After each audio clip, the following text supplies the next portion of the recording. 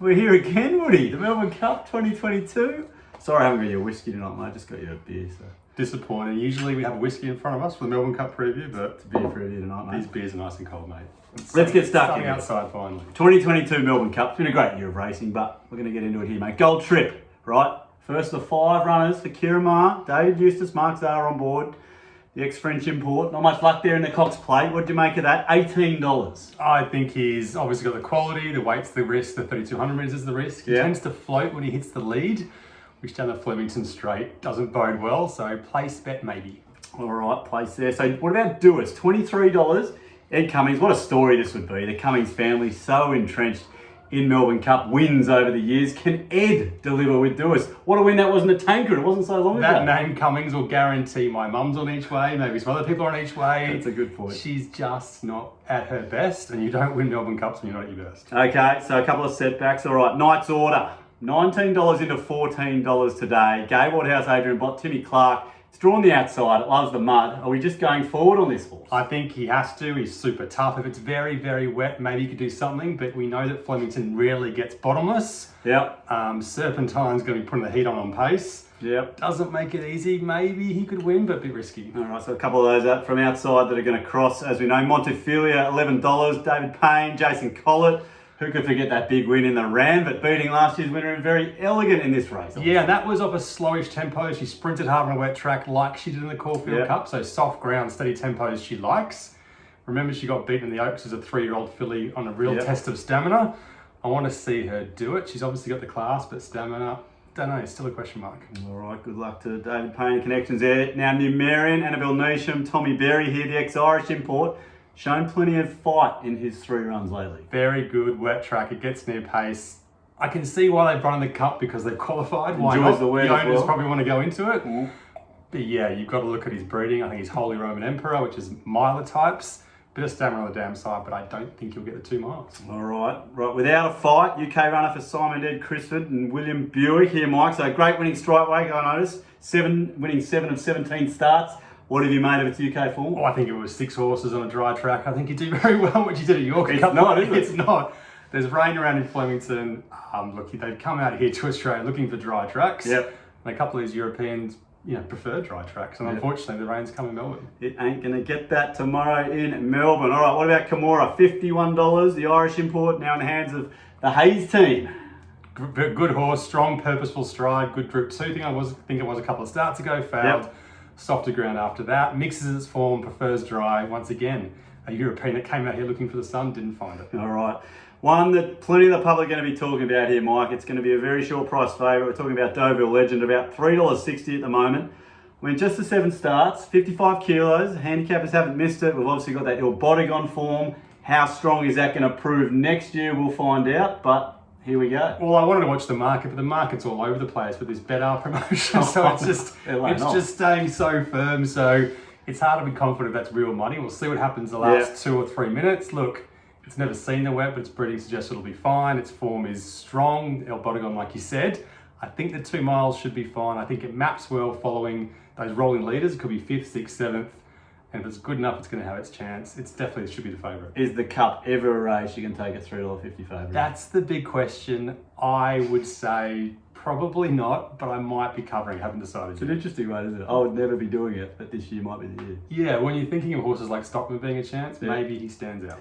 Well, that's the one we're up to next. It is Stockman, $26, Joe Pride. He's going well. We know this horse is an absolute swimmer, Mike. It was a nice tick over run there on the weekend in the Rosehill Gold Cup. Oh, definitely. I mean, it's a great setup. The interstate travel's a risk, but he's got that great Kiwi breeding. The 2-mile run of the Sydney Cup, completely forgive. He's a wet tracker, I know, but he doesn't like a Randwick heavy 10. He's failed it 2 or 3 times. He's a long striding type that probably likes a soft 6 or 7. He'll probably get that. And I think he'll run very well. He jumps better than you think as well. So that strong tempo, near pace, he'll stick on. All right. Now, what about Vow and Declare? Danny O'Brien, Blake Shin's on. Hasn't won since that narrow win in the 2019 Cup, Mike. And, well, gets in okay here with 54 kilos, you'd think. I think that's the last time we tipped the winner on top, 2019. That's not too bad at big odds. Yeah. I think he's going fine. The ratings say he's in the mix. He had 2 flags against him in the racesky.com.au last start. He had to work into a position and then he had to come wide early from the 700 metre mark. We know he stays the 2 miles. He jumps well as well, so he'll be 5th, 6th, 7th, like Stockman will be, and he has to run a good race. All right, now what about Young Werther? $34 for Danny O'Brien, Damien Lane. Just the one win to date. Showed a lot of promise early in its career. Is this a horse that can start delivering? Maybe, I'm not sure. Obviously comes with a Cox plate. I'm not sure if that Cox plate, the depth behind the winner, I think, might be a bit of a question mark. And the 2 miles is a question as well. He was in the Derby, which is a steady run Derby. He was there in the finish. He just got run down. The pedigrees are maybe, look, wouldn't be a huge surprise, but I'm kind of just letting him go around. Yeah, one of those outsiders. All right, mate, we're halfway there. We're going to change the page here, so have a time for a drink. Have a little clinkies to a big race tomorrow. And we will get stuck into it, mate. We haven't got to the winner yet. Well, there we go. Second page. Let's get to the winner. Who Ya Mail? $15 here, Mike. UK import now for Gay and Adrian. Craig Williams on fire as well. Finished alongside Dover Legend there, of course, in the Goodwood Stakes over the UK summer. Beaten 7 lengths last start, though. Yeah, I mean, I've listened to a lot of Melbourne Cup podcasts today. Now, one of them was with Luke Murrell, who's obviously an international expert, and he was thinking about buying this horse. He says it's got talent. I think it was alongside Dover Legend a couple of starts ago, but I think Dover Legend was a bit stronger late. I think the last start effort suggests staying could be a question mark for this horse. It sprinted well in the Epsom Derby, but once again, the last 100 metres wasn't that strong. I just want to see him do it. 2 miles wet track has to be risk. And also, he's slow to jump in a massive field. He'll be way back. Oh, well, potential risk there at $15 in the market. What about Serpentine? Robert Hickmont and obviously Johnny Allen. Brave on speed there in the Archer on Saturday. That earned his spot into here. It's another one that's going to be right out the gate and he'll come over. And lead? Yeah, you've got to watch these replays from back when he was a 3-year-old. He flogged them in his maiden, and then a week later he was in the Epsom Derby and just decided to go up by 6 lengths and hold it in one of the best Group 1 3-year-old events in the world. Can you do that 3,200 at Flemington? Well, he's never been a 3,200 unit before. We know the stable's smart, so they always like to leave a bit of upside up their sleeve with these horses. They're not the ideal prep. 2 recent runs leading into this, but he was better on Saturday. If he just decides to go hard from the beginning, who knows what he'll do late.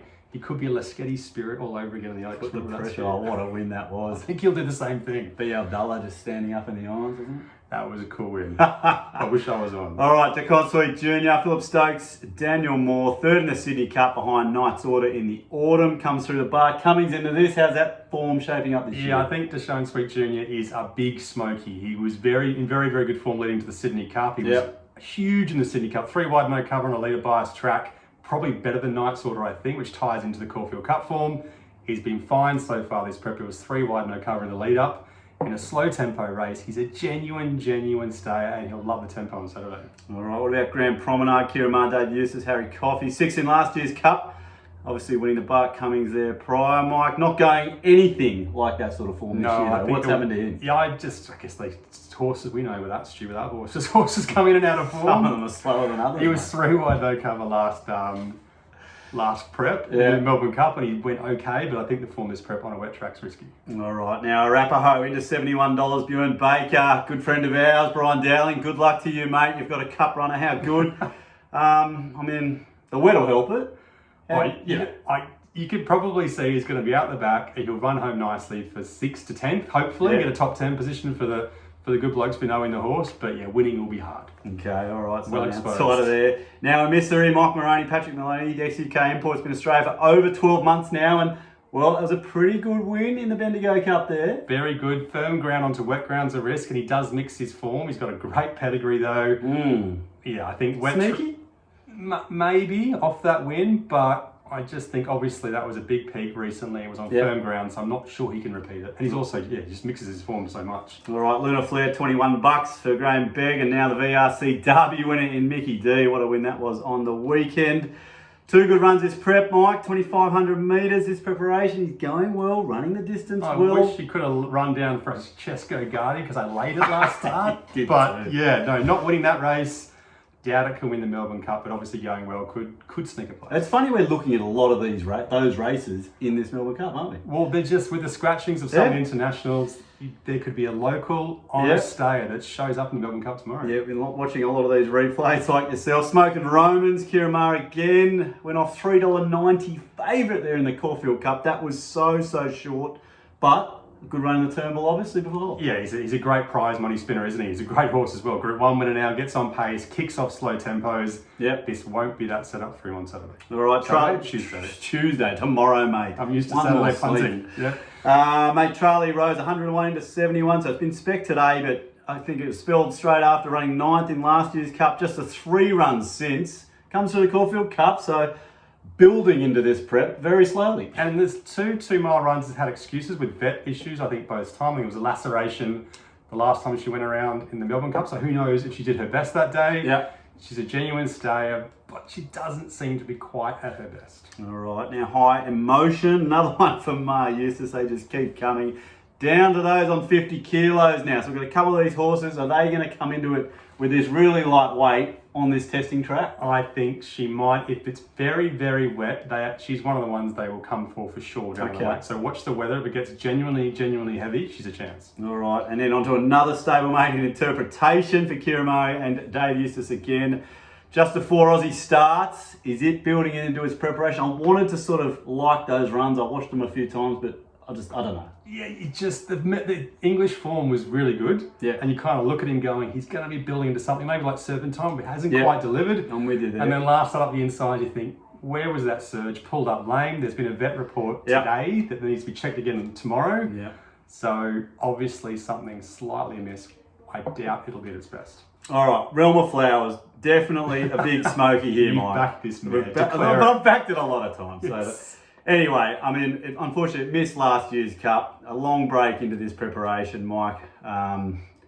Was in that Metropolitan. Now, we've spoken on Key Factors so much about that Metrop. Yeah. It was run at such a slow speed. What do we do with horses coming out of it? Is it absolute guesswork, or do we say this horse has had a good preparation, they've been doing everything right? I still can't believe it's just nearly under double figures in the Melbourne Cup. It's so short, isn't it? I mean, I guess it's fun. The big question is she back to her best? Because she was so dominant, she rode it so well at Flemington, I think 2 preps ago. Yeah. She was unlucky in the Sydney Cup before that on ground that probably didn't suit. She wanted a wetter. So I guess people are going the Metrop run. She was 3 wide, no cover. She was strong. She must be back to her best. But like you say, the tempo was so slow there. Yeah, and no compromises come out and fouled since in the Caulfield Cup. So it's a bit of a mix, that form. If she's at her best, she can definitely win. She's going to love the tempo, and if it rains heavily, she's another one that'll at least hold her price, if not firm. Now, one thing I'm just going to ask you off the cuff. I mean, we've seen all these replays. We've mentioned Caulfield Cup form. Is that the same as it's been in recent years? We're looking at Bendigo Cup's form now. We've got that Metropolitan form in Sydney. Like, it's a funny year like that. I find that we've just been watching, probably focusing on these replays a little bit more than we've had to in the past. Yeah, but the last few years, I think, since the old days when we used to look for the Aussies that had the 10Ks legs, which I don't think holds anymore, and we had a few rules that have kind of been broken the last few years. We've been looking for internationals that beat the handicap, but that's all we've been doing the last few years. And all of a sudden, there's been a few scratchings. We're left with only a couple. Yep. A couple of those are dry trackers that probably don't want the rain. And Juvenile Legend's so short, so all of a sudden it's wide open. If the favourite doesn't win, anything can happen. Okay, so for the punters out there, if you like a local horse this year, it's a year to have a go. 100%. I think something can pop up at 40s or 50s and run very, very well. All right. Well, of those ones we think are going to pop up and run very, very well, at 40s or 50s, it'd just be lovely, wouldn't it? I mean, come on, let's face it. Cup day, we want something at value. We're not going to be tipping you into this favourite here. Yep. But... Well, maybe we will. Maybe we will. You got the hordes of cash there ready to go, do you? Oh, no, mate, I missed the better promotion. So it's how much promotion have they got out of that thing, by the way? And I saw the email. You're too good for those promos, eh? You always like giving me grief for that. I need to start buying into them. But the email just came out where they're trying to get people to lay off before the race. Very interesting. Our tip is to hold on because you've got 100 to 1 and $150 is not enough. If you need to lay off on Betfair, go and do that. Okay, so that's for that promotion. For those that have no idea what we're talking about, don't even worry about it. Yep. Can punters back $3.60 favourite tomorrow? I think if you want to do it, I think he's the best horse, has the best form in the race. I think he maps beautifully, jumps well. That rolling tempo they're going to set tomorrow on pace should create some room. He should slot in 5th, 6th, 7th into that running line there, and I think he's going to run very well. It's very hard for me to price him because it's a thin year. He's the international at profiles the best by far. All right.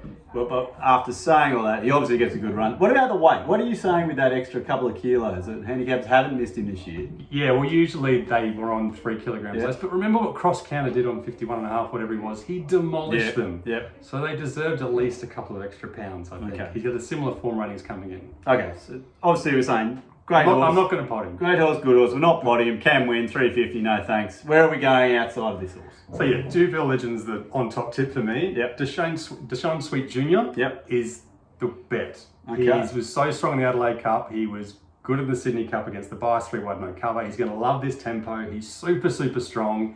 3 wide no cover and a slow tempo last start. I just hope he's fit enough and he's had no setbacks. He looks like he's going fine. Yep. Realm of Flowers, she has to run well. She's running well. She's running well. She's on. I'm not going to be losing on her. The more rain that comes, the better for her. And then Stockman and Val and Declare, great bets if you can get top 5, top 6 markets. They draw well. They stick on all day.